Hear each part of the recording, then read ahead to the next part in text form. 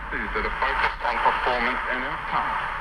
We need an education system that is focused on keeping our children in school, ensuring they have a fundamental understanding of STEM subjects, setting them up to compete on the world stage in the 21st century.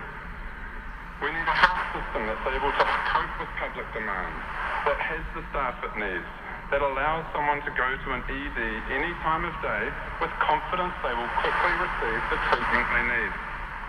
We need an immigration and workplace system that embraces talent. We need a social welfare system that directly intervenes with the lives that need help, working with them to get them back on their feet and sets them up to lead lives of self-sufficiency and self-worth. That was New Tauranga MP Sam Uffindell giving his maiden statement in Parliament. You've been listening to The House, a program with funding from Parliament. Haere. Kia ora, Johnny. Next report from the House, next sitting day. That's tomorrow. Kia ora. This is RNZ Pacific News. I'm Don Wiseman. No clear-cut victor has emerged after preliminary results from yesterday's Cook Islands election. The ruling Cook Islands party with 10 seats is in the strongest position. The election has been shaken up by the emergence of the United Party, who's taken 4 seats, and that could become 5 after a dead heat in Natangia. The Democratic Party has 6 seats and independents have 3. In the outgoing parliament, the Cook Islands party of Prime Minister Mark Brown held power with the support of independent MPs and the single candidate from the One Cook Islands movement. That organisation, which eschews party politics in favour of a more collegial approach to government, will not be represented in the new parliament. The final count will take place in a week's time. The Federated States of Micronesia has fully opened its borders for international travellers despite a rapid spread of COVID-19 infections in the country. Governor of Chuuk State, Alexander Narun, has requested the FSM government keep its borders closed until November to keep its COVID-free status. President David Panuelo says the Chuuk State government's request to keep its borders shut would be unlawful, according to advice it has from the Justice Department. When we do come back into school, that we would be able to just carry on. Our children are... Sorry, that's not David Panuelo. Come back to that in a later bulletin. The call for calm and faith s'adresse depuis 3 minutes. Adrien Singh, Taipei, RFI. Ce déplacement de Mme Psychologie à Taïwan, on prend le temps de revenir dessus encore avec notre invité en direct avec nous ce matin, Marc Julien, le responsable des activités SIM à l'Institut français des relations internationales. Bonjour Marc. Et cette première question, donc près de 15 heures après l'arrivée de Mme Psychologie à Taïwan et l'annonce des actions militaires chinoises, mis à part le survol de la zone d'identification des Français aériens taïwanais sur les actions militaires chinois, l'annonce de la suspension de l'importation de certains fruits, j'en parlais à l'instant, il ne s'est finalement pas passé grand-chose. En Guyane, peut-on tirer un enseignement de cette absence de sanctions majeures? Alors, pour le moment, il y a eu, notamment sur des sites gouvernementaux et des gesticulations aériennes, on l'a vu, mais ça finalement c'est monnaie courante depuis 2 ans dans le coin de Taïwan. Et dans les jours qui viennent, votre correspondant l'a appelé 7 jours on crée déjà les zones d'exercice. Et là, il faut s'attendre à des exercices qui sont sans précédent dans les dernières crises taïwanaises, en 1954-55, en 1996, où la Chine avait tiré des missiles balistiques dans la mer, au nord et au sud de Taïwan, sur l'île de Taïwan. Et donc, on pourrait même envisager peut-être des missiles tirés au-dessus, par-dessus l'île de Taïwan. Et ça, ce sera sans précédent et ce sera des dérapages, d'un incident ou d'une crise. Et justement, on s'en souvient, il y a quelques mois de cela, le considéré comme une semblait peu probable, dans le cas occidental du moins. Et depuis le 24 février dernier, la Russie est-ce qu'un scénario similaire avec Taïwan vous semble réaliste? On doit tirer les leçons de l'Ukraine. La plupart des analystes et des spécialistes de la Russie de l'époque estimaient qu'une invasion par Vladimir Poutine était irrationnelle, en tout cas incohérente sur un plan militaire.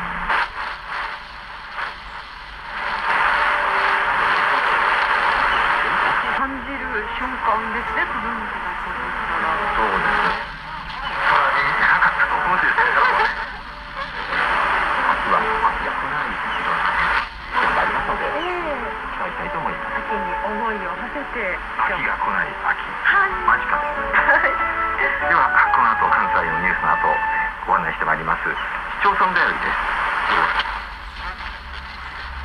宇治市と言いますとお茶の産地でもありますし、平等院香堂など、観光地がありますね。この宇治市で行われます旧暦のにあたる風物詩として行われていますライトアップや七夕に笹飾りなどのイベント、今日の七夕 in 宇治についてご紹介します。交通情報がありまして、5時32分頃からラジオエッセイ上方芸能評論家木津川圭さんによる川柳の描く人生その32回目です。4時43分頃からはワールドリポート、今日はタイの話題で松尾邦太さんです。タイで動物と言いますと真っ先に思い浮かぶのは象じゃないでしょうか。その象の専門家さんがいらっしゃって、そういうメンテナンスなどをね行っているということで、そのようですね。その遺産についてのお話です。交通情報がありまして5時台です。5時台は関西の皆さんにお伝えしてまいります。関西のニュースなどは記者リポートです。先日ですね、祇園祭り、行われましたけれども、新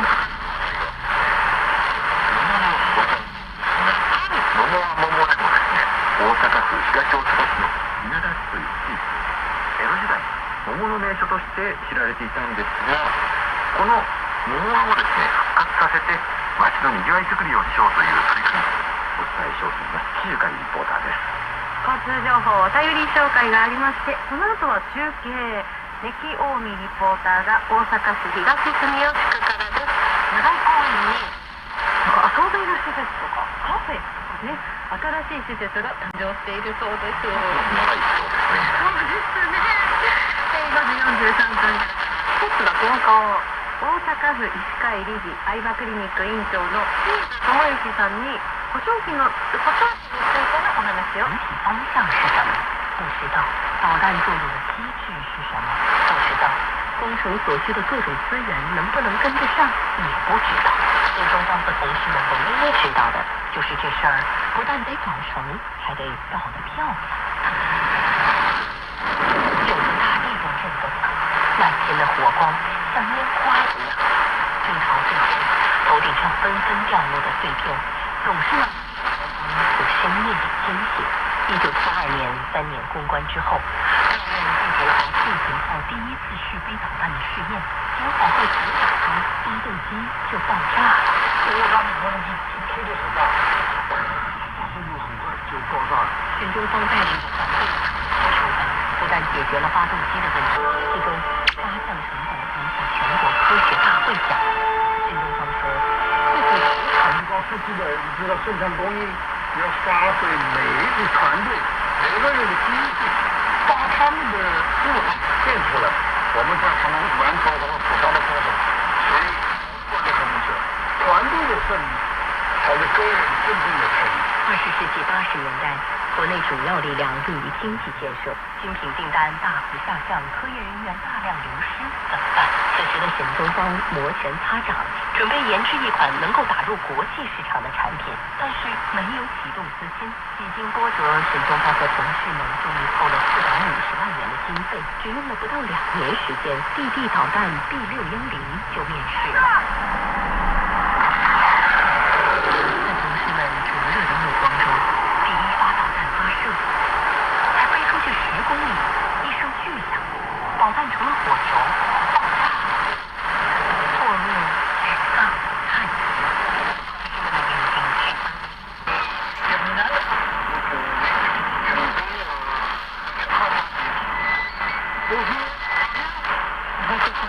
Sont des autres façons de se transformer. Nous faisons une force commerciale de kilomètres de grillage pour éviter que des migrants puissent voyager. Oui, ça c'est la porte-route qui vient à côté.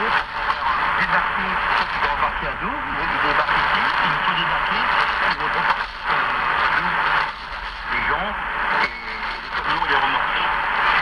Nous sommes arrivés sur le bateau de sauveteur. Aujourd'hui, la majorité des opérations venues sur le à des bateaux de migrants. Alors, beaucoup de forces opérationnelles sont très différentes. Nous, le petit problème,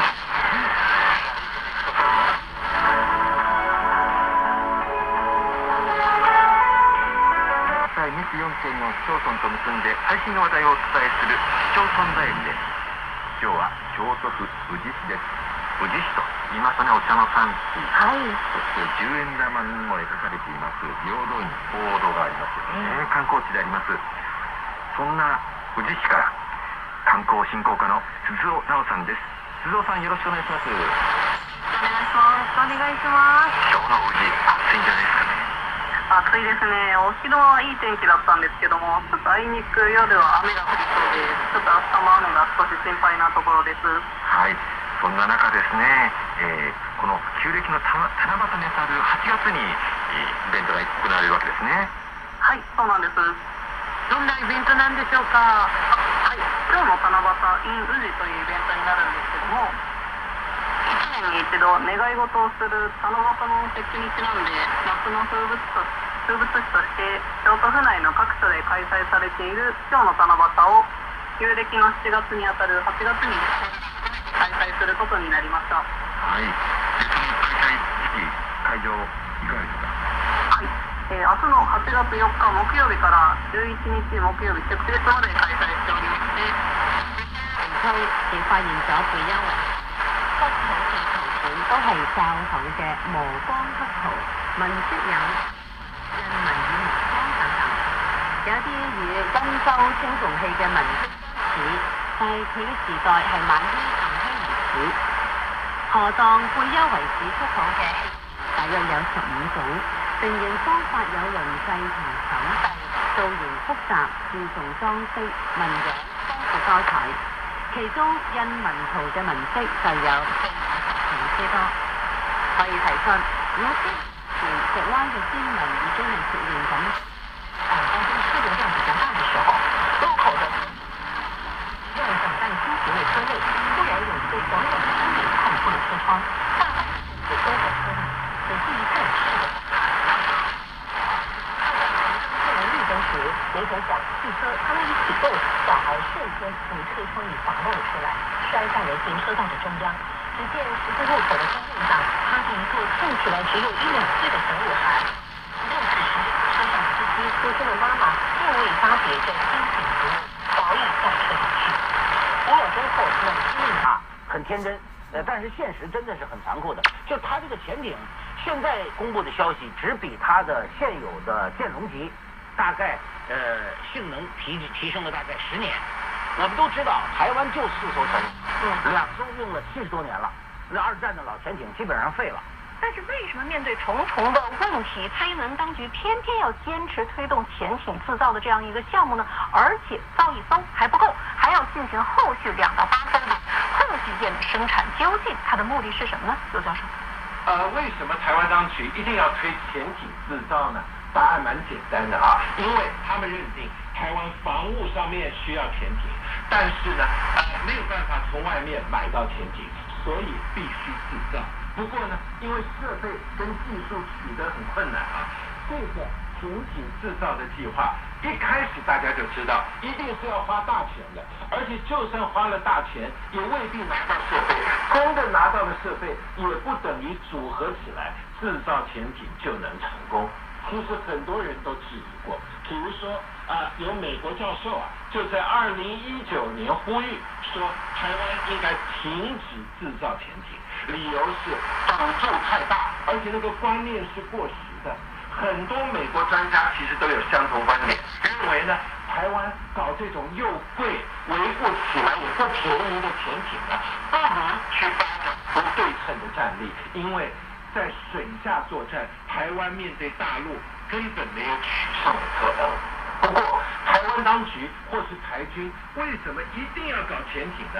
他的一种想法是认为大陆攻打台湾一定是2种方式之一，要么封锁，要么登陆。如果是封锁，台湾要反封锁的话，就得掌握周边的制海权。周边的制海权没有办法只靠水雷或是飞弹快艇那靠潜艇的话，一方面它能在第一波攻击比较容易生存下来，后面就可以拿来突破海上的封锁。除了军事考量，当然那个专港选举的民进党还有政治考量。本来的希望就是让蔡英文能在卸任前看到完成了测试的前景啊。不过现在这个已经不可能达成了。不过如果能在大选之前能够让他下水，民进党大概还是认为能帮自己、能帮蔡英文做一个很大的面子吧。官员评论后续潜艇制造所需的天量经费时表示，台军近年大手笔采购美造武器，但全售期的维护成本惊人。今年4月，台湾《中国时报》报道称，前期。Bus and coach service, so you want to get there in comfort, in style and in safety. Hot and water, beautifully clean. Trans-North bus or coach. $220 is our cash jackpot. Here's the serial number that we're looking for. It is B for Bebindo, S for Freshwater, 190.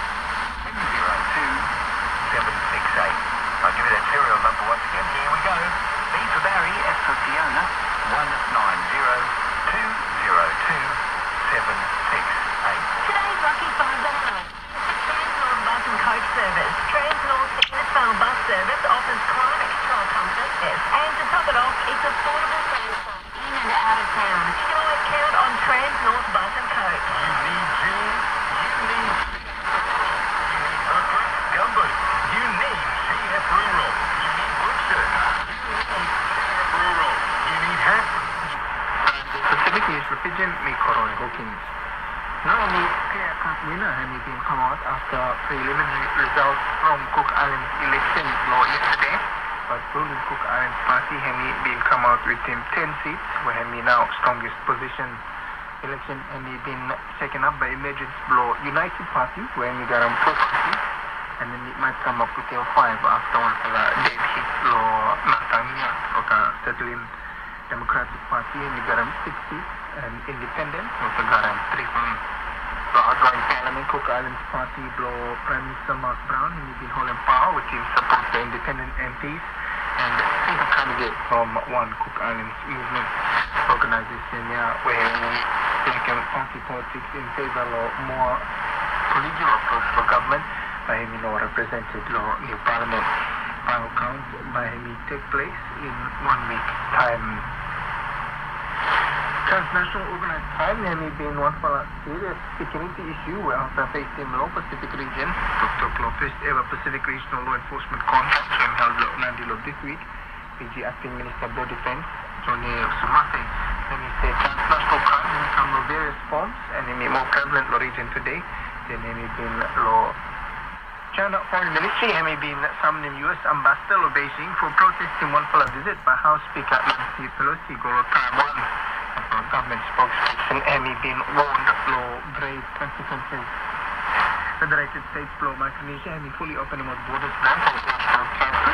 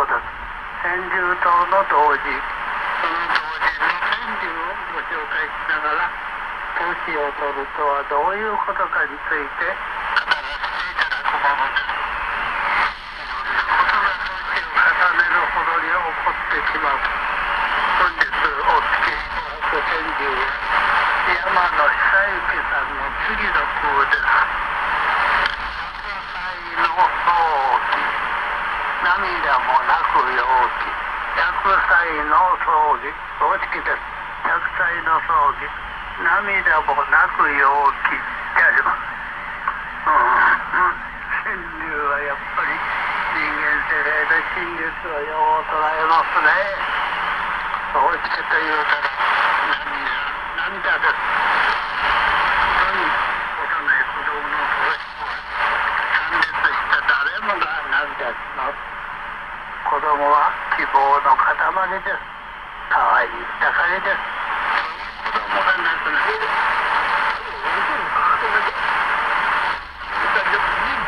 为这个满地在，记者有把我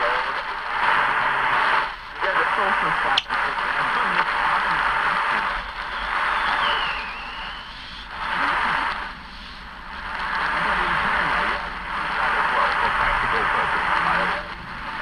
，growing up, people in Hong Kong, more women than men, because men don't want to, they want to just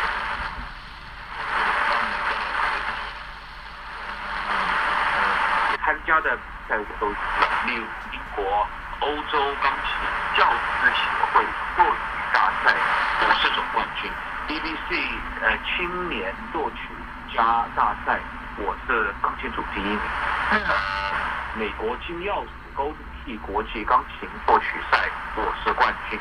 特别是德国外马第4届14国际青少年钢琴大赛，我获得即兴演奏和作曲特别奖。但是对比所有这些比赛，我最关注的是这次的拉赫玛多夫音乐大赛的作曲上。首先，拉赫玛多夫生前，同时在音乐作曲和钢琴演奏2个领域都举世闻名，是当时最伟大的作曲家和演奏家。他是我心中的偶像和榜样。我追求的方向也正是演奏和作曲的共同发展。其次，这是我所见过的世界风格最高的作曲大赛。还有，这是极好的感验机会。作曲大赛赛协奏曲从来没有过，它需要大规模的交响乐团协奏。总而言之，这是我作为音乐家得的最重要的比赛。这意味着我的作曲方向和方法是正确的，它使我更有信心，激励我将创作更多的好作品。远帆能不能给我们介绍一下，你是从什么时候开始走音乐这条道路的呢？我6岁时开始学习弹钢琴，大约在同一时间开始即兴创作，但在我大约8岁时开始写下我的一些作品。在我开始上中学前，我没有上任何的作曲课。我喜欢音乐，我从一开始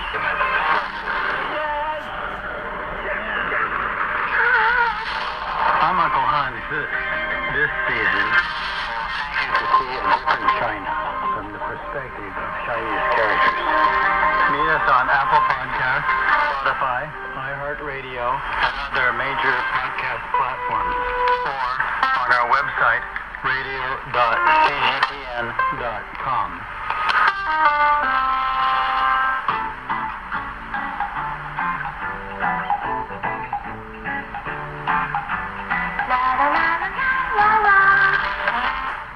我就好像就这样子开始对这样子这个作曲东西有点这样子兴趣，然后朋友呢就鼓励我来把我这些这样子想象的东西这样子用纸写下来。然后我从这个作曲当中其实还有一个比较有意思的一个故事。我特别记得BBC 电视台第一次为我做节目的时候，是正好是做了我的自己的一个曲。这样的，那是2007年5月的一天，我那时10岁，我妈妈突然接到一个电话。对方说是 BBC 电视台的，说 BBC 的一个剧目主正在选拔少年表演者，为 BBC 制作一套儿童节目。有人推荐我去参加选拔测试，我和妈妈去了哈利法克斯的选拔现场。到那里之后，还了解了细节，原来是 BBC 电视台正在筹拍一套儿童母亲跟母亲的主题是展现儿童在文化艺术方面的特长和天赋。每一集一个主角，年龄12岁以下。节目包括乐器演奏、唱歌、跳舞、戏剧表演等，同一种乐器或一类表演没有过。例如25集中，只有一集是钢琴独奏。全英国范围选拔面试内容除了专业表演之外，还有说话、朗读、表情、动作的投演。钢琴表现全国只有一个通选。当 BBC 剧目组与我和父母讨论水幕。I actually work for someone on the building site. You don't do that when there are welders around. They will actually tell you off. Yeah, they'll use some pretty colorful language. Say, we're welding. No, it's not the sparks. It's the ultraviolet light. So the sparks will burn you? Yeah, so you don't want to have exposed skin next to somebody welding, even if you're 20 feet away or even... Oh, wow. I'm going to sound ignorant the way I asked it. My question is, what were some of the ways that, people dealt with the heat 20, 30 years ago, Morris?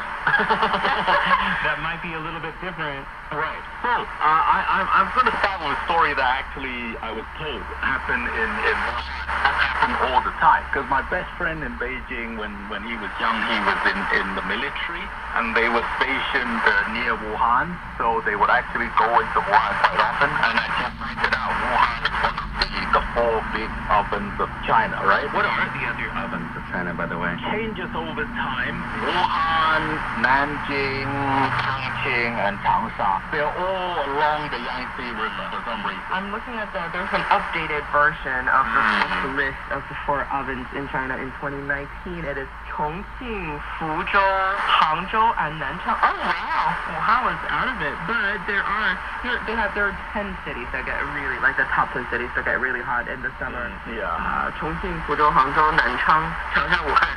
Xi'an, I think Xi'an is probably the only city in the northern part of China that gets on that list. And Nanjing as well. We went to Nanjing last year in April, and we went to Nanjing. We were sweating to the point where we just stopped caring at all. Yeah, so he told me when he was young and living near Wuhan. This was before air conditioners were popular in China, and not many people could afford it. So it gets so hot that people used to go into the public parks and pitch a tent. And sleep outdoors. It's chill outside. It's cooler outside. And the problem is, if there's more than one person in tent, and it's a guy and a woman, the police will actually come and check on you to make sure there's no funny business going on. So the funny story was, married couples used to go out, pitch a tent, and they would have their marriage certificate, which in China is like a little booklet. They would have it open and put it right at the entrance to the tent, so that when the police come, they would try and pull it out. Where am I certificate? So let's leave them alone. Wow. That's oh my god, that's funny. Oh yeah. Dive into the sports world with Sideline Story, our weekly podcast that brings you the most up-to-date game analysis and news from the latest sports action. Come over London by the ball, but could argue that it's really difficult for a player at age of 39 to compete. I don't know what it is about Nadal, but when I see him play, I can feel his personality. You are a die-hard supporter or an armchair fan. Come on and enjoy the ride. Sideline Story on Apple Podcasts, Spotify, iHeartRadio, and wherever you listen to your podcast. Hello, everybody. Welcome to Red Table. Live from Beijing. Red Table. Connecting China and the world. We bring you fun and timely discussion what's affecting our lives everywhere, every day. Tune in to Red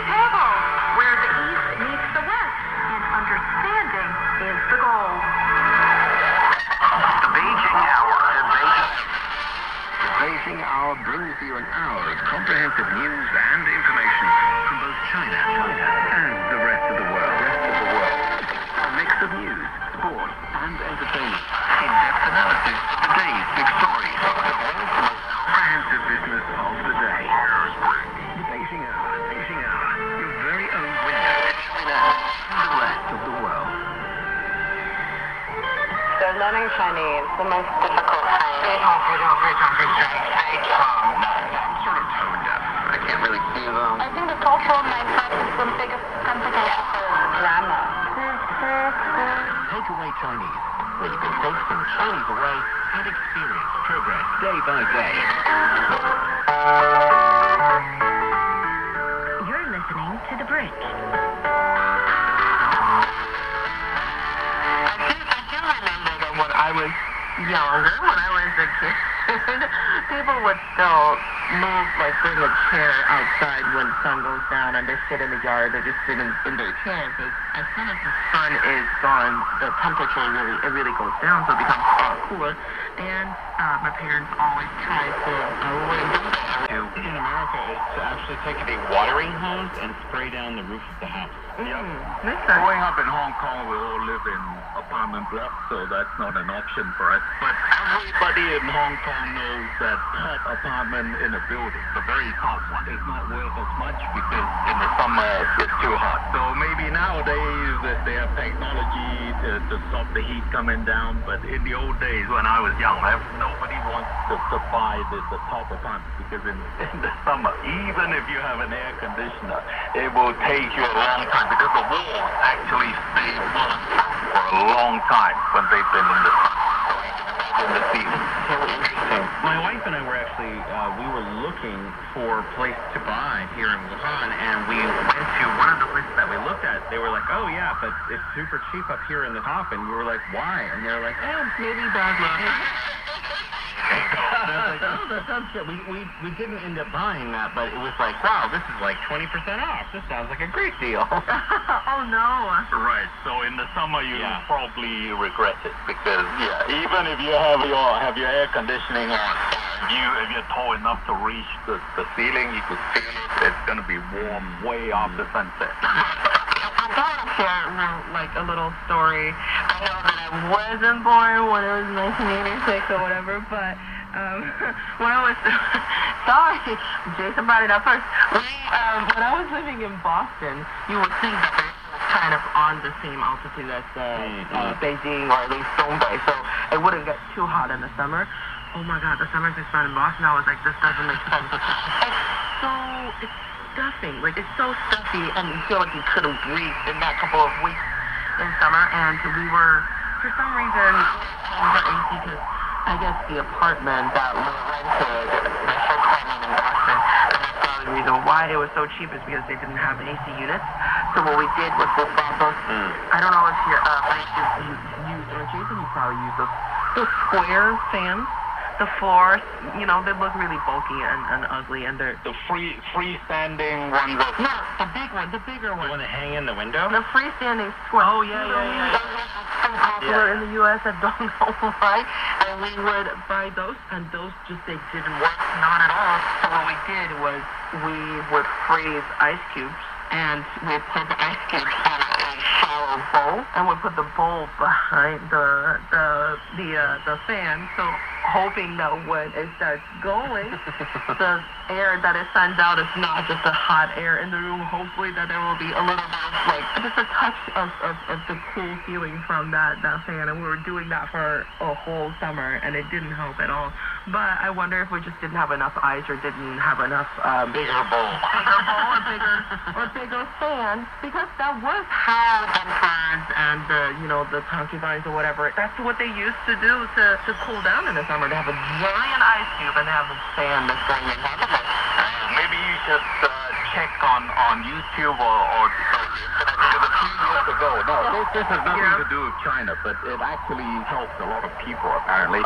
Some guy developed this simple system using old soda bottles, modifying windows, these mud huts of the really poor people in India, and just from the aerodynamics, the air coming in, because soda bottle, it narrows down, it accelerates the air, and as air accelerates, it naturally cools down. And they were able to bring down the temperature within these mud huts for like 2 or 3 degrees, which is sometimes could be a matter of life and death even.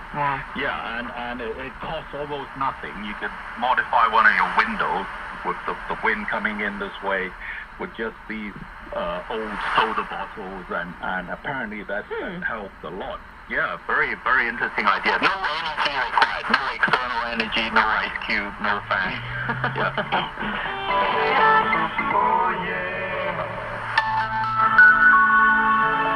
Want to learn about world affairs in a more laid-back and accessible manner? Join insiders, experts, and analysts in the casual setting of the chat lounge to hear their personal experiences and opinions on major events and hot issues.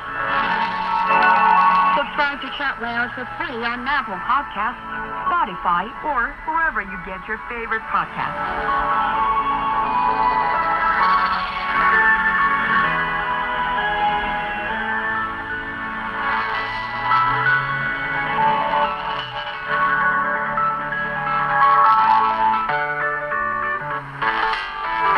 You're listening to The Bridge.